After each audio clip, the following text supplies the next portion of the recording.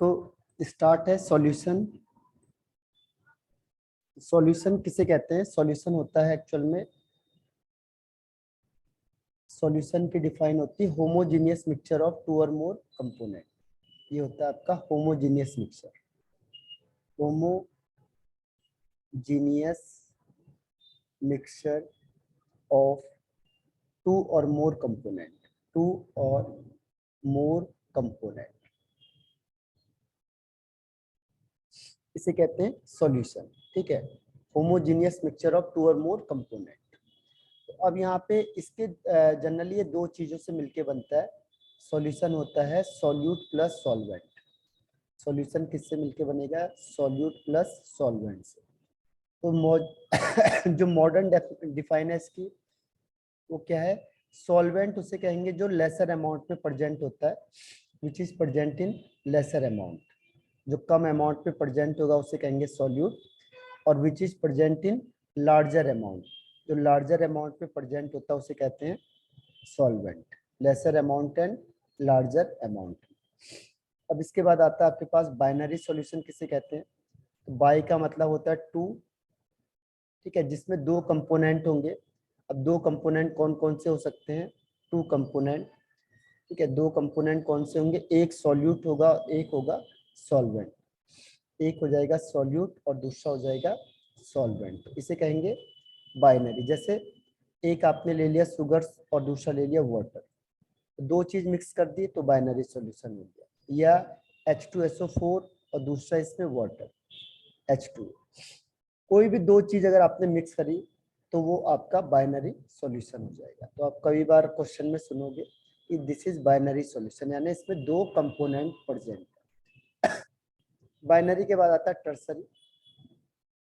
Tertiary का मतलब होता है थ्री, यानी जिसमें तीन कंपोनेंट हो। कोई भी तीन हो जाएंगे, थ्री कंपोनेंट। थ्री कंपोनेंट में कुछ भी हो सकता है। जैसे मैंने लिखा है यहाँ पे शुगर लिख लिया पहला, दूसरा लिख लिया सॉल्ट, तीसरा वाटर। तीन चीज मिक्स हो गई तो हम कहेंगे इसको टर्सरी सॉल्यूशन। या जैसे मैंने कहा अल्कोहल भी मिक्स कर दिया मैंने, ईथर भी मिक्स कर दिया मैंने, और इसमें वाटर मिक्स कर दिया। तीन चीजें मिक्स कर दी तो ये आपका टर्सरी सॉल्यूशन है। ठीक है, तो कोई भी चीज, तीन चीजें अगर मिक्स करी, आपने बेंजीन ले लिया, बेंजीन में आपने एसिटिक एसिड मिला दिया और इसमें एक और कोई कंपोनेंट मिला दिया, CCl4 मिला दिया, तो आपका ये टर्सरी सॉल्यूशन है। यानी जिसमें तीन कंपोनेंट होंगे, चाहे दो सॉल्यूट हो, एक सॉल्वेंट हो, या एक सॉल्वेंट दो सॉल्यूट एक सॉल्वेंट, या एक सॉल्यूट दो सॉल्वेंट, कुछ भी होगा, तीन ओवरऑल होंगे तो उसे कहेंगे टर्सरी सॉल्यूशन। ठीक है, तो सॉल्यूशन किसे कहते हैं? सॉल्यूशन के कंपोनेंट कौन कौन से हैं? सॉल्यूट किसे कहेंगे? सॉल्वेंट किसे बोलेंगे? बाइनरी सॉल्यूशन क्या हुआ और टर्सरी सॉल्यूशन क्या हुआ? समझ में आ गया यहाँ तक? Yes sir. इसके बाद देखो aqueous solution, non aqueous solution. Aqueous का मतलब वाटर है, तो यहाँ पे बहुत बार आपने अभी क्वेश्चन में देखा होगा कि एक्वस सॉल्यूशन ऑफ H2SO4। तो एक्वस का मतलब फिक्स ये है, जो सॉल्वेंट होगा वो वाटर होगा, फिक्स, तो वो एक्वस सॉल्यूशन। बाकी से हमें कोई मतलब नहीं, केवल हमें सॉल्वेंट से मतलब है। और नॉन एक्वस का मतलब ये हो गया कि जिसमें जो सॉल्वेंट होगा वो अदर देन क्या हो जाएगा? वाटर हो जाएगा। अदर देन वाटर, वाटर को छोड़ के कुछ भी हो सकता है, other than water. Other than water जैसे बेंजीन हो गया, या अल्कोहल हो गया, या CCl4 हो गया, या अमोनिया हो गया, कोई भी दूसरा सॉल्वेंट, ईथर हो गया। केवल वाटर नहीं है, उसके अलावा हजारों सॉल्वेंट होते, तो उनमें से कोई भी हो जाए लेकिन वाटर नहीं होना चाहिए, बस वो नॉन एक्वस सॉल्यूशन हो गया। अब जो हमने एक चीज यहाँ पे अभी मिस करी थी वो आपको बता देता हूँ मैं। इसमें हमने किया था मिस टाइप ऑफ सॉल्यूशन। तो टाइप ऑफ सॉल्यूशन होता है इन जनरल, वो तीन टाइप का होता है। जैसे मैंने कहा एक सॉलिड सॉल्यूशन भी होता है, दूसरा लिक्विड सॉल्यूशन भी होता है, और तीसरा गैस सॉल्यूशन भी होता है। अब सॉलिड किसे बोलते हैं? सॉलिड का मतलब ये हो गया कि यहाँ पे अभी मैंने कहा जो ज्यादा अमाउंट में प्रेजेंट होगा, तो जो सॉल्वेंट होता है वो सॉलिड होगा, और जो सॉल्यूट होगा वो कुछ भी हो सकता है। सॉल्यूट में आप यहाँ पे कुछ भी ले सकते हो, जैसे सॉल्यूट में गैस भी हो सकती है, यहाँ पे लिक्विड भी हो सकती है और सॉलिड भी हो सकता है, कुछ भी हो जाए।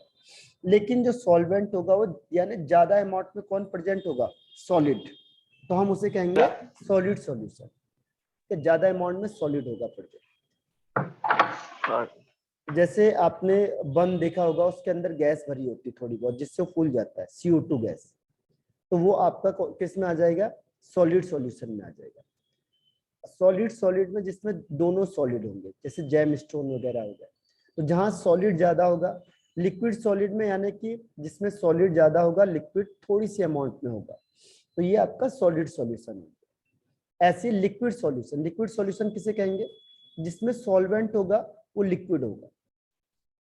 बाकी सॉल्यूट कुछ भी हो सकता है, सॉल्यूट आप किसी को भी ले सकते हो। सॉल्यूट में जैसे गैस इन लिक्विड का एग्जांपल आपको पता होगा। गैस अगर किसी लिक्विड में से कोल्ड ड्रिंक वगैरह होती है, उसमें क्या है, लिक्विड है, उसके अंदर गैस भरती है, तो गैस कम अमाउंट में है, तो उसे कहेंगे लिक्विड सॉल्यूशन। ऐसे सॉलिड भी हो सकता है, सॉलिड का तो हजारों एग्जाम्पल है, सॉलिड इन लिक्विड में, और liquid in liquid, oil in water वगैरह हो गया, ठीक है। तो ये अगर सॉल्वेंट लिक्विड है, यानी लिक्विड ज्यादा अमाउंट में, तो उसे कहेंगे लिक्विड सॉल्यूशन। अगर सॉलिड ज्यादा अमाउंट में, तो उसे कहेंगे सॉलिड सॉल्यूशन। ऐसे गैस, अगर जो सॉल्वेंट है, अगर आपने गैस ले ली, सॉल्वेंट गैस मतलब ज्यादा अमाउंट में, जैसे फॉग वगैरह होता है, तो फॉग में क्या होता है, जो लिक्विड होता है वो कम अमाउंट में होता है और गैस ज्यादा अमाउंट में होता है, तो लिक्विड यहाँ पे सॉल्यूट हो जाएगा और गैस सॉल्वेंट हो जाएगा। इसके अलावा अगर मैंने कहा सॉलिड इन गैस, जैसे डस्ट पार्टिकल होते हैं गैस के ऊपर, तो ये भी किस में आ जाएंगे, गैस सॉल्यूशन में हो जाएंगे, क्योंकि डस्ट के पार्टिकल कम होंगे, गैस ज्यादा होती है। तीसरा गैस इनटू गैस में तो सारा मिक्सचर ही है, गैस मिक्सचर, तो सॉल्यूशन होता ही है गैस का, ठीक है। तो ये आपके एक और टाइप होता है, जो टाइप ऑफ सॉल्यूशन आता है, सॉलिड सॉल्यूशन, लिक्विड सॉल्यूशन और गैस सॉल्यूशन। सॉलिड सॉल्यूशन का मतलब इसमें सॉल्वेंट ज्यादा होगा, सॉल्वेंट का मतलब जो ज्यादा अमाउंट में होता है, सॉल्यूट का मतलब जो कम अमाउंट में होता है। तो अगर सॉलिड ज्यादा अमाउंट में है और लिक्विड और गैस कम अमाउंट में, तो उसे कहेंगे सॉलिड सॉल्यूशन। अगर लिक्विड ज्यादा अमाउंट में है और गैस या सॉलिड कम अमाउंट में, तो उसे कहेंगे लिक्विड सॉल्यूशन। और अगर गैस ज्यादा अमाउंट में, यानी गैस सॉल्वेंट है और सॉल्यूट में क्या है, लिक्विड या सॉलिड है, तो उसे कहेंगे गैस सॉल्यूशन, ठीक है। तो समझ में आ गया ये सॉलिड, लिक्विड और गैस सॉल्यूशन। Yes sir. इसमें एग्जांपल आपके फर्स्ट सेकंड पेज में लिखा होगा, एनसीईआरटी के सारे एग्जांपल लिखे हुए। इसके इसके बाद आता है कंसंट्रेशन का। कंसंट्रेशन होता है, कंसंट्रेशन का मतलब इन जनरल वे में कंसंट्रेशन को हम कहते हैं amount of solute. Amount of solute होता है जो वो डिसॉल्व करता है, dissolve in, amount of solute dissolve in particular amount of solvent, particular amount of solution, यानी जितना अमाउंट ऑफ सॉल्यूशन होगा उसमें आपने क्या है, किसी सॉल्यूट को डिसॉल्व किया हुआ है, तो वो कंसंट्रेशन इन जनरल वे में। कंसंट्रेशन को डिफाइन करने के लिए बहुत सारे टर्म्स है, जैसे परसेंटेज है, परसेंटेज को हमने 3 पार्ट में डिवाइड किया था। एक होता है मास परसेंट, दूसरा होता है वॉल्यूम परसेंट, तीसरा होता है मास वॉल्यूम परसेंट, दूसरा इसमें आता है स्ट्रेंथ, तीसरा इसमें आता है मोलैलिटी, फोर्थ है मोलैरिटी, फिफ्थ इसमें आता है मोल फ्रैक्शन, सिक्स्थ है इसमें मास फ्रैक्शन, सेवंथ है इसमें ppm, और थोड़ा बहुत हम इसमें नॉर्मेलिटी भी देख सकते हैं, हालांकि नहीं है लेकिन ये आगे आती है, तो इसको थोड़ा बहुत नॉलेज होना चाहिए इसमें। तो ये आपका कंसंट्रेशन के टर्म्स हो गए। 11th में भी था ये मास परसेंट मोल वॉल्यूम, तो परसेंटेज ओवरऑल आ गया। परसेंट का मतलब होता है पर 100 पर सेंट, इसका नाम जो परसेंट रखा हुआ है, सेंट का मतलब 100, यानी यहाँ पे हम 100 से कंपैरिजन करते हैं। और पीपीएम का मतलब होता है पार्ट्स पर मिलियन, यानी हम यहाँ पे जो कंपैरिजन करते हैं मिलियन से करते हैं, मिलियन मतलब 10 की पावर 6 से, बस इनमें यही डिफरेंस है, फॉर्मूला दोनों का सेम होता है। तो 1 बाय 1 हम डिस्कस करते हैं इनको। पहला हम आते हैं फर्स्ट पॉइंट में परसेंटेज पे। परसेंटेज में हम देखते हैं पहला मास परसेंट। तो हम मास के रिस्पेक्ट में बात करेंगे, तो इसकी जो इसका फॉर्मूला यही होता है कि मास of solute dissolve in 100 gram of solution, यानी जो ज्यादा अमाउंट में उसे अपॉन में रखते हैं, तो मास of solute upon mass of solution into 100। इसकी कोई यूनिट नहीं होती है, नो यूनिट।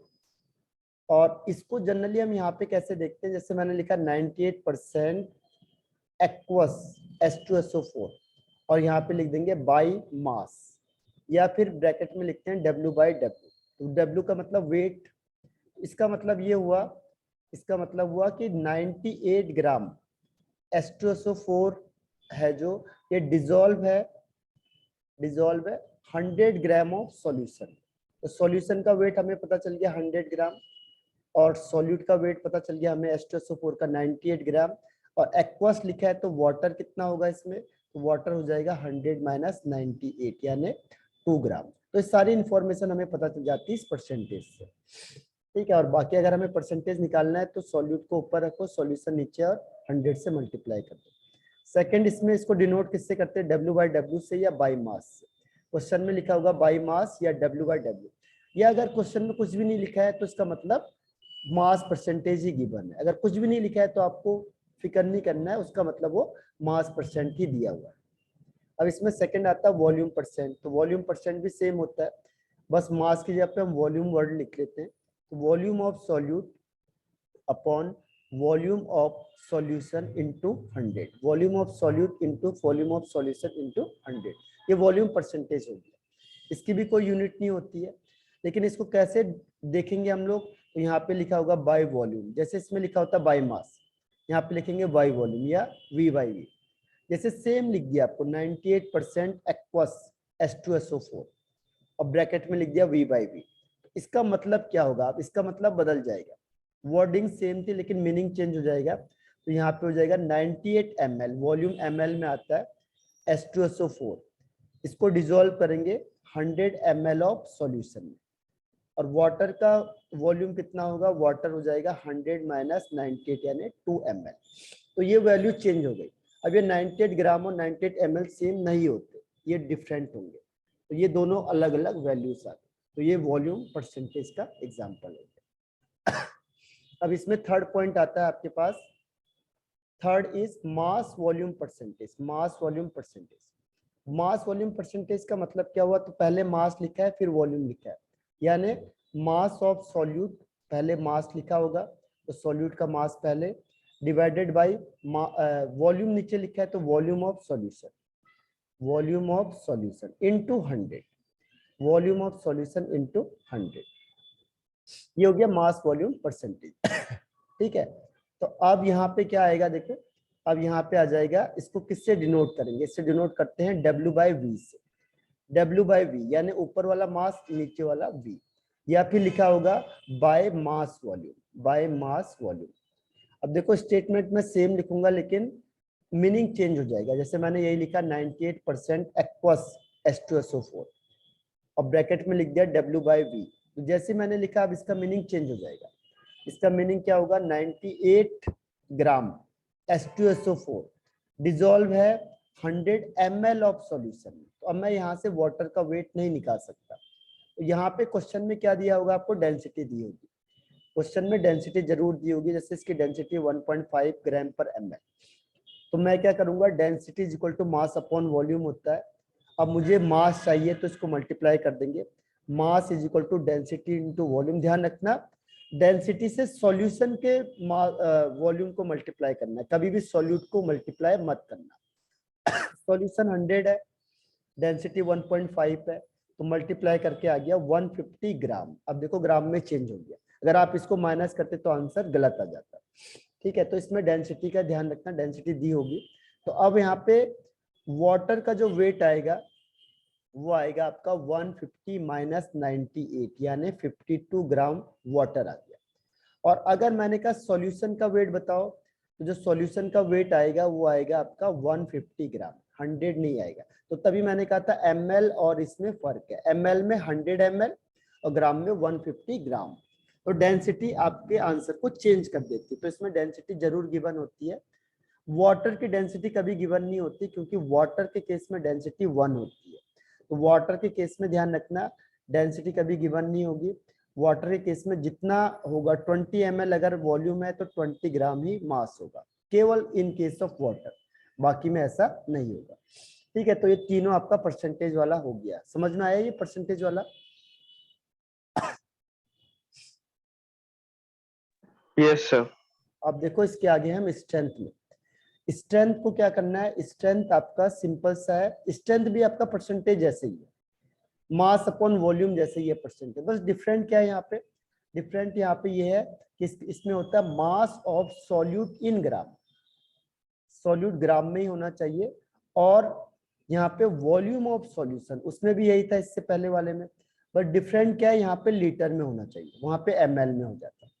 तो उसकी यूनिट क्या हो जाती है, ग्राम पर लीटर, फिक्स है, ये लीटर में ही होना चाहिए। बस यही डिफरेंस है स्ट्रेंथ में और मोल बाय मोल लीटर में, मास लीटर में। अब इसमें यहाँ पे ये आ गया आपका ग्राम इंटू लीटर, ग्राम पर लीटर, ये इसकी यूनिट हो गई। स्ट्रेंथ क्या होता है, मास ऑफ सॉल्यूट इन ग्राम में dissolve in 1 litre of solution, जो भी अपॉन में होता है उसे 1 मान लेते हैं, तो 1 लीटर ऑफ सॉल्यूशन, यूनिट क्या होगी इसकी, ग्राम पर लीटर स्ट्रेंथ की। ठीक है, तो ये स्ट्रेंथ हो गया आपका। और स्ट्रेंथ के बाद आता है आपके पास मोलैलिटी, थर्ड पॉइंट है मोलैलिटी। मोलैलिटी को दिखाते हैं स्मॉल m से। तो ये होता है number of moles of solute, number of moles of solute dissolve in 1 kg of solvent, kg का मतलब वेट, वेट ऑफ सॉल्वेंट होना चाहिए kg में। तो जो भी अपॉन में होता है उसे 1 मान लेते हैं। तो डिफाइन क्या होगी, number of moles of solute dissolve in 1 kg of solvent. इसकी यूनिट क्या होगी, मोल अपॉन kg, मोल पर kg, ये इसकी यूनिट होगी। इसके बाद इसको हम शॉर्ट कर देते हैं, क्योंकि ऐसे क्वेश्चन आते नहीं है। तो number of moles is equal number of moles upon weight of solvent को हम ए से दिखाएंगे, और बी से होता है सॉल्यूट।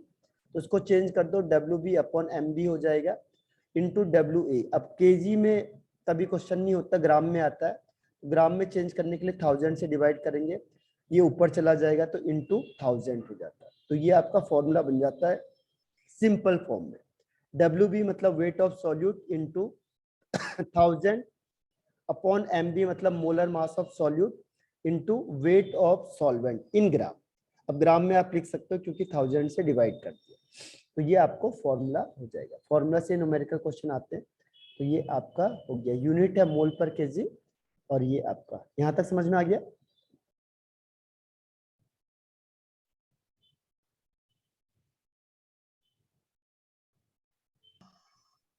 यस सर, आगे समझ में। अब आगे बढ़ते हैं, देखो नेक्स्ट है इसमें मोलैरिटी। मोलैरिटी होती है कैपिटल एम। तो जैसे मोलैरिटी है वैसे ही है, इसमें भी वही डिफाइन होता है, number of moles of solute, इसमें भी यही था, यहाँ पे भी यही है। बट डिफरेंस क्या आ जाएगा, dissolve in 1 litre of solution, 1 litre मतलब वॉल्यूम ऑफ सॉल्यूशन, और वॉल्यूम ऑफ सॉल्यूशन किस में होना चाहिए, लीटर में होना चाहिए। इसकी यूनिट क्या हो जाएगी, मोल पर लीटर, जैसे उसमें था मोल पर केजी, यहाँ पे मोल पर लीटर। फॉर्मूला भी सेम बनेगा, number of moles of solute upon volume of solution in litre. लेकिन क्वेश्चन में लीटर में ना देके ml में होता है, तो ml में चेंज करने के लिए हम क्या करेंगे, 1000 से डिवाइड करेंगे। तो weight upon molar mass, volume ml में होगा तो 1000 से उसे डिवाइड कर दो, तभी वो लीटर में चेंज हो पाएगा।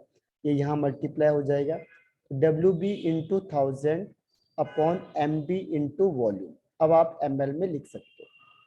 तो ये आपका मोलैरिटी वाला फॉर्मूला हो गया। एक चेंज होगा बस, मोलैरिटी और मोलैरिटी में वॉल्यूम आ जाएगा यहाँ पे, वहां पे वेट ऑफ सॉल्वेंट आएगा।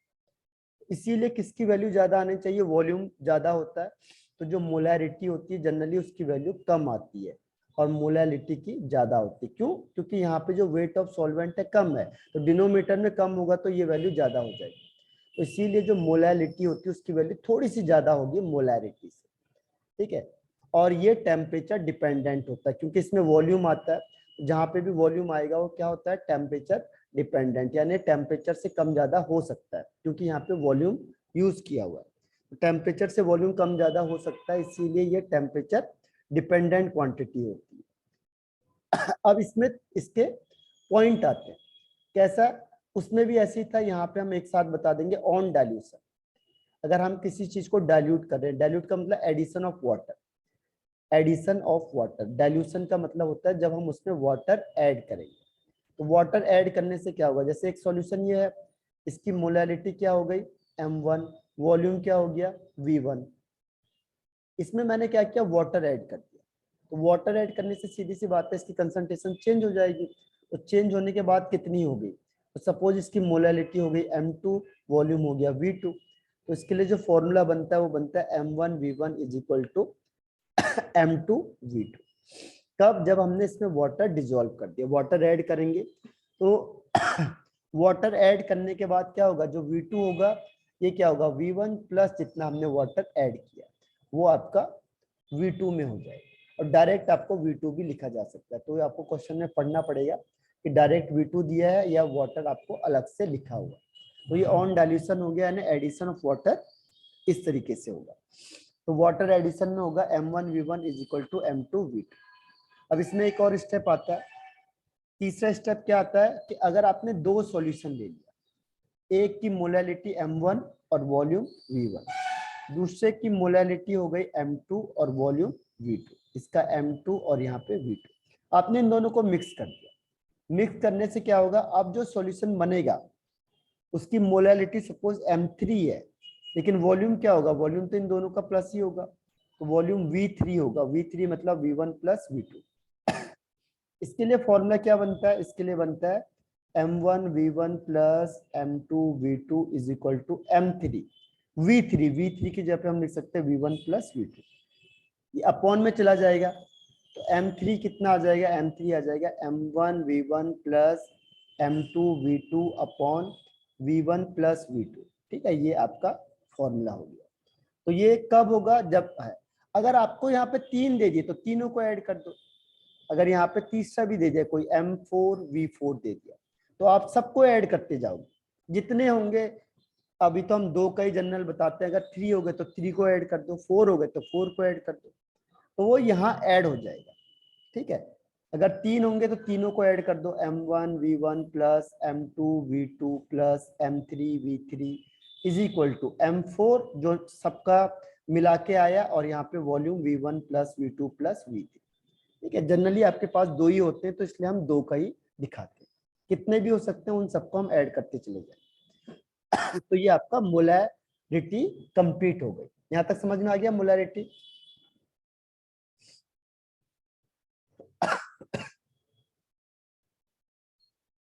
आगे बढ़ जाओ।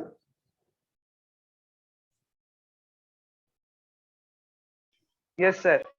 अब देखो इसके बाद आता है mole fraction. Mole fraction, mole fraction का मतलब होता है पार्ट। जैसे कोई चीज है 1 मोल है, अब आपको कितने लोग हैं यहाँ पे, 3 लोग होंगे तो तीनों में बढ़ जाएगा, 2 होंगे तो 2 में बढ़ जाएगा। तो जनरली आपके बुक में 2 ही वाले ज्यादा होते हैं, नहीं तो 3 4 कितने भी हो सकते हैं, लेकिन 2 वाले बहुत ज्यादा होते हैं। तो इसको दिखाते हैं एक्स से, काई वर्ड यूज करते हैं। तो ये होता है mole fraction of A is equal to जितने नंबर ऑफ मोल्स ए के होंगे upon total number of moles. ऐसे अगर मैंने कहा बी के लिए बताओ मोल फ्रैक्शन, तो नंबर ऑफ मोल्स बी का upon total number of moles, ये आता है आपका मोल फ्रैक्शन, यानी एक का कितना पार्ट है। तो इनकी वैल्यू 1 से कम होती है, क्यों, क्योंकि इन दोनों का +1 होगा, तो एक की वैल्यू 1 से कम होगी हर हमेशा। अगर ज्यादा आएगा तो इसका मतलब आपने कहीं गलत किया हुआ। तो इन दोनों का सम होके 1 आएगा, अगर एक 1 है तो दूसरा 0 होगा, यानी कभी भी 1 से ज्यादा वैल्यू इसकी नहीं आ सकती। ठीक है, तो ये आपको ध्यान रखना है, इन दोनों का सम 1 होगा।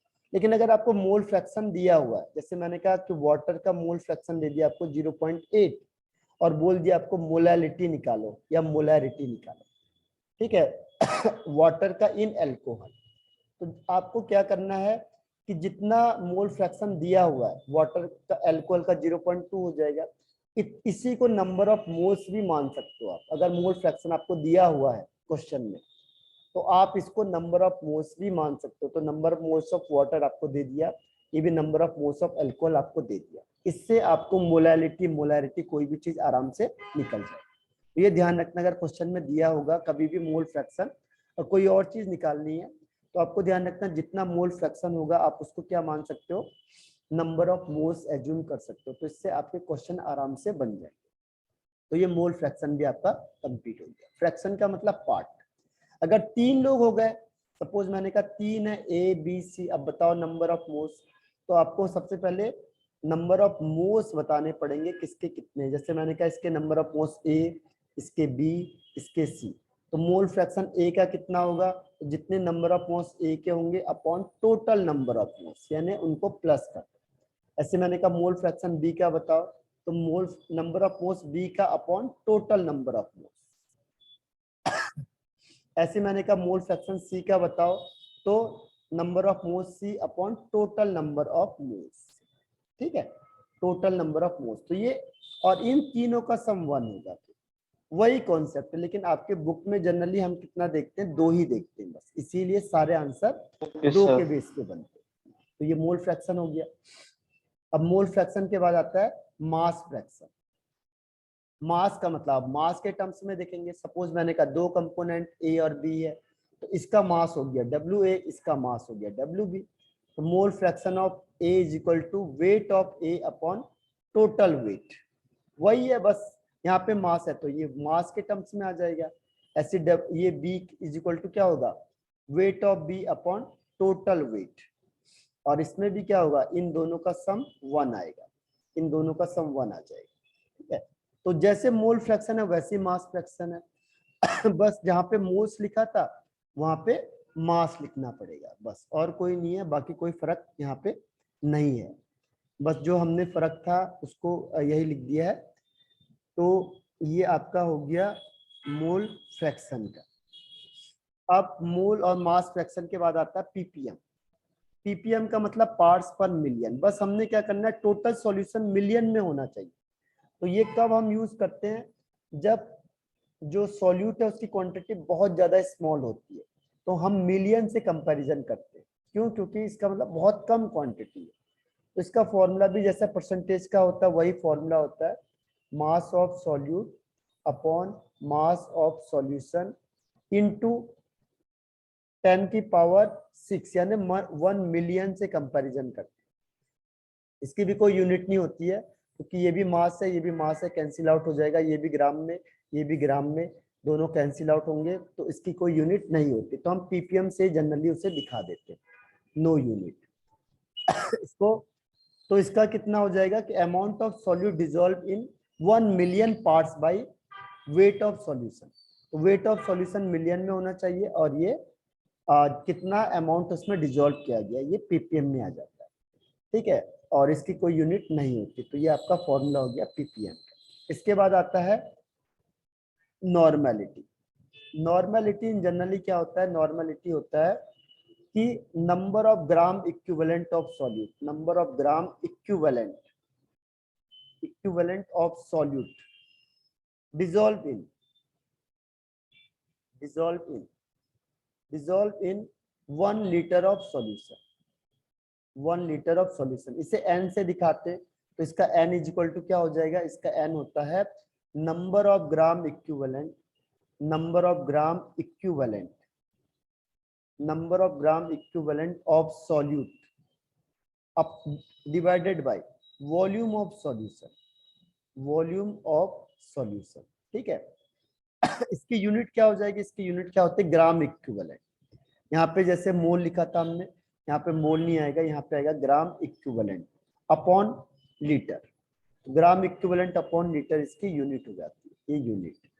लेकिन हमें पता ही नहीं कि ग्राम इक्विवेलेंट होता क्या है, तो फिर हम इसे और सिंप्लीफाई करेंगे। तो ग्राम इक्विवेलेंट इसीलिए इसको हटा देते हैं क्योंकि काफी टफ पड़ता है, आपके सीबीएसई में कम आता है, लेकिन नॉलेज के लिए बस केवल नंबर ऑफ ग्राम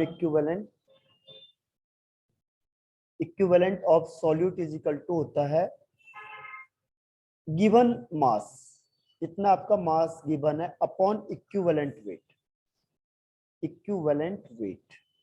अब फिर इक्विवेलेंट वेट है क्या, तो फिर यहाँ पे इक्विवेलेंट वेट को समझाते हैं। Equivalent weight is equal to क्या होता है, equivalent weight is equal to होता है जितना उसका मोलर मास है डिवाइडेड बाय एन फैक्टर या वैलेंसी फैक्टर भी कहते हैं इसको। जैसे आप HCl है तो इसमें कितने हाइड्रोजन है जो डिस्प्लेस होते हैं 1, तो इसका एन फैक्टर 1 हो जाएगा। एसिड के लिए जितने हाइड्रोजन रिप्लेस होते हैं जैसे H2SO4 इसमें 2 हाइड्रोजन रिप्लेस हो सकते हैं तो एन फैक्टर 2 हो गया। जैसे H3PO4 इसमें 3 हाइड्रोजन रिप्लेस हो सकते हैं तो एन फैक्टर 3 हो जाएगा। इस तरीके से एन फैक्टर को निकालते हैं। बेस के लिए जितने OH होंगे उसमें जैसे 1 OH हो गए तो एन फैक्टर 1, अगर 2 OH हो गए तो जनरली तो एन फैक्टर 2, अगर 3 OH हो गए तो एन फैक्टर 3। इस तरीके से आपको एन फैक्टर निकालना है। अगर कोई एलिमेंट है तो उसमें कितना चार्ज है, 2 प्लस चार्ज है तो एन फैक्टर 2 हो जाएगा, 3 प्लस चार्ज है तो एन फैक्टर 3 हो जाएगा। ठीक है, तो आयंस के लिए अलग होता है, बेस के लिए अलग होता है, एसिड के लिए अलग होता है। अगर कोई सॉल्ट हो गया तो उसके लिए अलग होता है। जैसे सॉल्ट है जैसे NaCl, जितना उसमें प्लस है जितना माइनस चार्ज है वो उसका एन फैक्टर माना जाएगा। Molar mass upon n factor ये होता है इक्विवेलेंट वेट। ठीक है, तो इन शॉर्ट में हम लोग क्या कर सकते हैं, इतना झंझट से बजाय हम क्या करते हैं कि normality is equal to molarity into n factor. बस एन फैक्टर देखो, मोलैरिटी तो हमें निकालनी आती है, उसको मल्टीप्लाई कर दोगे वही आपका नॉर्मेलिटी हो जाती है। तो इसीलिए हम लोग ये वाला शॉर्टकट मेथड इसका यूज करते हैं बजाय लॉन्ग कट मेथड। ठीक है, तो ये आपका हो गया नॉर्मेलिटी। इसमें भी वही होगा, अगर आपने 2 सॉल्यूशन ले लिए अलग अलग, इसमें वाटर मिला के दूसरा सॉल्यूशन बना दिया, एक की नॉर्मेलिटी N1 वॉल्यूम V1, जब वाटर मिलाने के बाद क्या होगा इसका N2 और वॉल्यूम V2, तो इसमें भी यही होगा N1 V1 is equal to N2 V2। इसमें भी थर्ड स्टेप यही होता है, अगर आपने 2 सॉल्यूशन को आपस में मिक्स कर दिया, एक की नॉर्मेलिटी N1 वॉल्यूम V1, दूसरे की नॉर्मेलिटी N2 वॉल्यूम V2, दोनों को मिक्स कर दिया, तो जो रिजल्टेंट सॉल्यूशन है इसकी नॉर्मेलिटी कितनी आएगी, तो सपोज इसकी N3 है, वॉल्यूम V1 प्लस V2 होगा तो इसमें भी फॉर्मूला सेम चलता है, N3 इज इक्वल टू हाँ N1 V1 plus N2 V2 upon V1 plus V2। तो एक जैसा होता है, चाहे नॉर्मेलिटी हो मोलैरिटी हो कि सबके साथ क्या होगा, फॉर्मूला सेम चलता चला जाएगा। तो नॉर्मेलिटी का एक ही चीज डिफरेंट है, बस एन फैक्टर से मल्टीप्लाई करना है मोलैरिटी को, बाकी लगभग सारी चीजें सेम हो जाती है। तो ये कंसंट्रेशन वाला स्टेप खत्म हो गया। यहाँ तक समझ में आ गया आपको पूरा कंसंट्रेशन? Yes sir. अब इसके बाद आता है आपके पास सॉल्युबिलिटी। तो solubility of gas in liquid, solubility of gas in liquid, solubility मतलब कितना घुल रहा है कोई चीज, गैस कितनी डिसॉल्व हो रही है लिक्विड में। तो यहाँ पे हम लेते हैं volume of gas, volume of gas वो भी किसमें, सीसी में, सीसी का मतलब मिलीमीटर, ml मिलीलीटर। कितनी गैस डिसॉल्व हो रही है किसमें, 100 या यूनिट वॉल्यूम ऑफ लिक्विड में, unit volume of liquid. Liquid लेना है यहाँ पे, सॉल्यूशन नहीं लेना है, बस ये ध्यान रखना। यूनिट वॉल्यूम ऑफ लिक्विड में कितना गैस डिसॉल्व हो रहा है कि ये क्या बना देगा, सैचुरेटेड सॉल्यूशन बना देगा सैचुरेटेड सॉल्यूशन बनाएगा। लेकिन इसमें टेम्परेचर और प्रेशर क्या होना चाहिए, कांस्टेंट होना चाहिए, फिक्स होना चाहिए, पर्टिकुलर होना चाहिए, ये नहीं आप इसे चेंज करोगे। तो उसमें कितना वॉल्यूम गैस का यूनिट वॉल्यूम ऑफ लिक्विड में डिसॉल्व हो रहा है वो उसकी सॉल्युबिलिटी होगी। अगर ज्यादा डिसॉल्व होगा यानी वो ज्यादा सॉल्युबल है, कम डिसॉल्व होगा यानी वो कम सॉल्युबल है। तो इस तरीके से आप सॉल्युबिलिटी को क्या कर सकते हो, डिसॉल्व बता सकते हो कि किसकी सॉल्युबिलिटी ज्यादा है किसकी कम है तो इसके फैक्टर्स होते हैं, कौन कौन से फैक्टर इससे अफेक्ट करते हैं। पहला होता है nature, nature of gas and liquid. तो नेचर में हम लोग जो डिस्कस करते हैं वो करते हैं कि लाइक डिसॉल्व लाइक, जो जैसा है वो वैसे ही फॉलो करेगा, लाइक डिसॉल्व लाइक, जो जैसा है वैसा ही शो होगा। इसमें हम देखते हैं पोलैरिटी, जैसे पोलर गैस है तो पोलर गैस किस में डिसॉल्व होगी, पोलर लिक्विड में, पोलर सॉल्वेंट में, ये अच्छी डिसॉल्व हो जाएगी। अगर नॉन पोलर गैस है तो किस में डिसॉल्व होगी, नॉन पोलर में। नॉन पोलर गैस ज्यादा अच्छा सॉल्युबल किस में होगी, नॉन पोलर लिक्विड में या सॉल्वेंट में। तो लाइक डिसॉल्व, जो जैसा है वैसे उसी में ज्यादा अच्छा डिसॉल्व होगा। अगर ये पोलर गैस है तो पोलर में ज्यादा अच्छा होगा, जो जितना ज्यादा पोलर होगा उतना ज्यादा सॉल्युबल हो जाएगा। और ऐसी नॉन पोलर होगा तो नॉन पोलर के साथ होगा, यानी पोलर नॉन पोलर के साथ कभी भी डिजोल्व नहीं होगा। अगर मैंने कहा पोलर गैस ले लिए और इसको डिजोल्व करेंगे हम नॉन पोलर लिक्विड के साथ, तो ये डिजोल्व नहीं होगा, क्योंकि एक दूसरे से मैचिंग ही नहीं है इनकी, तो यहाँ पे डिजोल्व नहीं होगा। या मैंने कहा नॉन पोलर गैस ले ली और इसको मैं डिजोल्व करूंगा पोलर लिक्विड में, तो ये डिजोल्व नहीं होगा, क्योंकि इनका मैचिंग ही नहीं है, आपस में मिलते नहीं। ठीक है, तो यहाँ तक टाइम खत्म हो गया, आपको रिज्वाइन करना है फिर से सेम आईडी पे। Okay sir.